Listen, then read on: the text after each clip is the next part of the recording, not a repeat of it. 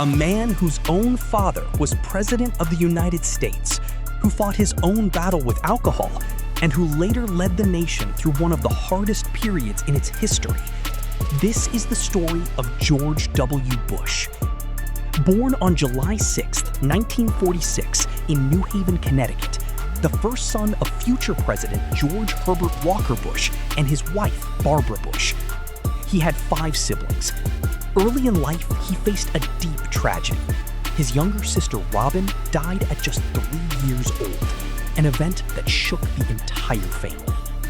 Growing up in Midland, Texas, he played baseball and dreamed of becoming a star. After college, he entered the Texas oil business and started his own company.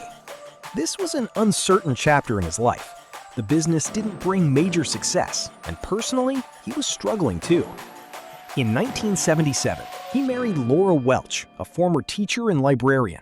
They later had twin daughters. A major turning point came when he was struggling with alcohol.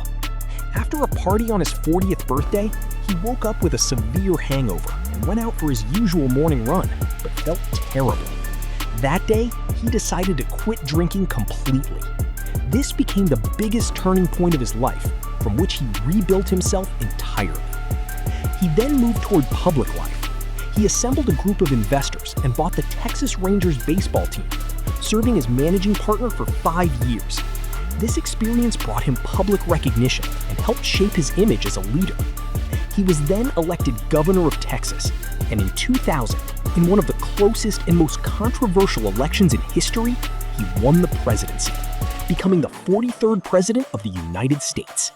Early in his presidency came one of the most devastating days in history, the September 11 terrorist attacks in 2001. With the nation in shock and grief, he had to lead through one of the most difficult moments imaginable. What followed were the Iraq War, the devastation of Hurricane Katrina, and an economic crisis, each one testing his leadership in a different way. After 2 terms as president, he stepped away from politics and returned to Texas, where he now spends his time painting and writing. A man who acknowledged his own weakness and transformed himself, and who led the nation through its darkest hour. That is the real story of George W. Bush.